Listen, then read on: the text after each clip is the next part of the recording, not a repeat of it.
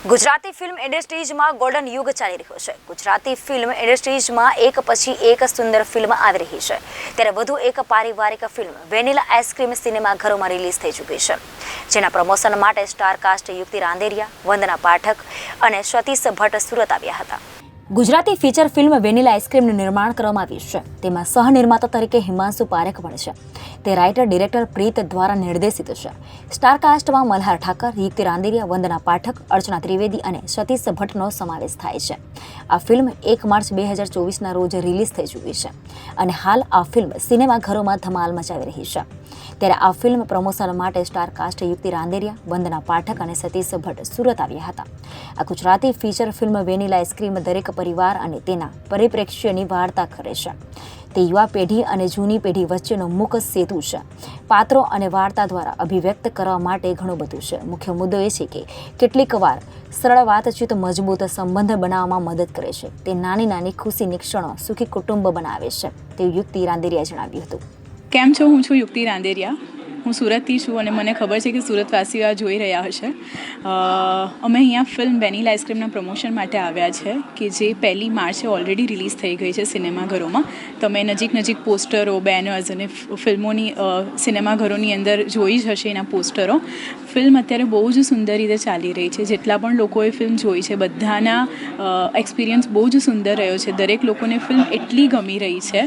ફિલ્મની મૂળ વાર્તા કે ફિલ્મના 5 ઘરમાં રહેતા 5 સભ્યો પર છે અને એ લોકો દરેક પોતપોતાની લાઈફમાં બિઝી થઈ ગયા છે અને ત્યાંથી એ લોકોની લાઈફમાં જે પ્રોબ્લેમ્સ આવે છે, પેલું કહેવાય ને કે કમ્યુનિકેશન ઇઝ ધ કી, અને જો તમે કમ્યુનિકેટ કરો તો તમે એક સાથે બધા મળીને કેટલી સુંદર રીતે એક જ ઘરમાં એક જ ટેબલ પર સાથે જમી શકો છો. એ પ્રકારની આ વાર્તા છે. ફિલ્મના ટીઝર, ટ્રેલર, સોંગ્સ જે ખૂબ જ સુંદર છે, યુટ્યુબ પર અવેલેબલ છે. સો પ્લીઝ યુટ્યુબ પર જઈને ટ્રેલર જુઓ. તમે એક વખત ટ્રેલર જોશો તો તમને ફિલ્મ જોવાની બિલકુલ ઈચ્છા થઈ જશે અને તમને ગમશે જ film. Thank you so much. તમે સુરતના છો, સુરતવાસીઓ માટે શું? સુરતવાસીઓ પાસેથી હવે હું એ જ એક્સપેક્ટ કરું છું કે સુરતની દીકરીની ફિલ્મ આવી છે વેનીલા આઈસ્ક્રીમ, તો પ્લીઝ જોવા જાઓ અને સુરતની દીકરીને સપોર્ટ કરો. જી, આપનું નામ? મારું નામ સતીશભાઈ ભટ્ટ. મેં વેનીલા આઈસ્ક્રીમમાં દાદાજીનું પાત્ર ભજવ્યું છે અને આ દાદાજી એવા છે કે જે આખા ઘરમાં અત્યારનું જગત જે ભૂલી ગયું છે એની યાદ અપાવે એવા દાદાજી છે. તો આ વેનીલા આઈસ્ક્રીમમાં દાદાજી શું છે એ તો તમે જોશો ત્યારે જ ખબર પડશે. એટલા માટે મારી નમ્ર વિનંતી કે આપ સૌ વેનીલા આઈસ્ક્રીમ જુઓ અને દાદાજીને પણ જુઓ. મારું નામ વંદના પાઠક છે. તમે બધા જ મને ઓળખો છો, પણ છતાંય આમને મારું નામ જાણવું હતું એટલે મેં કીધું કે મારું નામ વંદના પાઠક છે. અને આ વેનીલા આઈસ્ક્રીમ એક સુંદર મજાની પારિવારિક ફિલ્મ છે. આપણા વેલ્યુઝ, આપણા ફેમિલીના સંસ્કારો, આપણા ઘરની વાર્તા, દરેકની પોતાની વાર્તા, એવી આ એક ફિલ્મ છે. બહુ જ સુંદર મજાની ફિલ્મ છે. જેટલા લોકોએ આ ફિલ્મ જોઈ છે એ લોકોએ એમ જ કહ્યું છે કે આ અમારી વાર્તા છે. મારા ઘરમાં પણ આવું જ થાય છે. આ મારી સાથે પણ થયું છે. મારા મમ્મી પણ આવા જ છે. તો આ જે ફિલ્મ છે એ દરેકને એમ લાગશે કે આ અમારા ઘરની વાત છે, અમારા પાડોશીના ઘરની વાત છે, આ અમારા સામેવાળાની વાત છે, અમારા કાકાની વાત છે, મામાની વાત છે, આ અમારી પોતાની વાત છે. વેનીલા આઈસ્ક્રીમમાં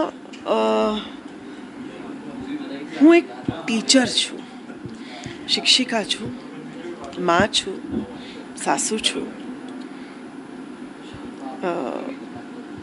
ડોટર ઇન લો છું. એક સ્ત્રી ઘણી બધી હેટ્સ પહેરે છે પોતાના માથા પર. આપણી મમ્મી પણ ઘણું બધું કરે છે. દરેક સ્ત્રીની વાત છે કે એ કઈ રીતે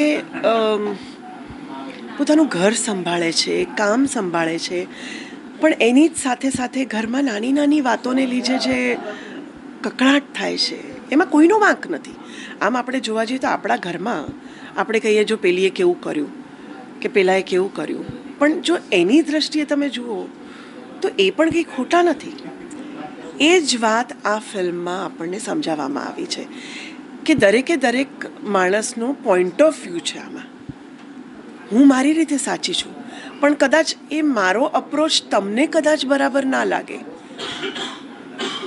એક આમ કહેવત છે કે family that eats together stays together. આપણે કેમ પહેલાંના જમાનામાં એમ કહેતા હતા કે એક ભાણું તો સાથે લેવું જ જોઈએ આપણે. એ એટલા માટે કે આપણે જ્યારે જમવા માટે બેઠા હો ને ત્યારે સપોઝ કે તમારું મોઢું જ આમ તમે આમ નારાજ હો તો તરત જ પપ્પા પૂછે શું થયું ભાઈ, કેમ આજે આમ છે, બોલતો નથી, ના મારે વાત નથી કરવી, આજ સવારે કેમ મામણે આમ કહ્યું મને. એટલે બધી વાતનો નિવેડો આવી જાય અને જ્યારે તમે જમીને બાણા પરથી ઉઠો ત્યારે એ વાતનો નિવેડો આવી જાય અને તમે પાછા નોર્મલ થઈ જાઓ.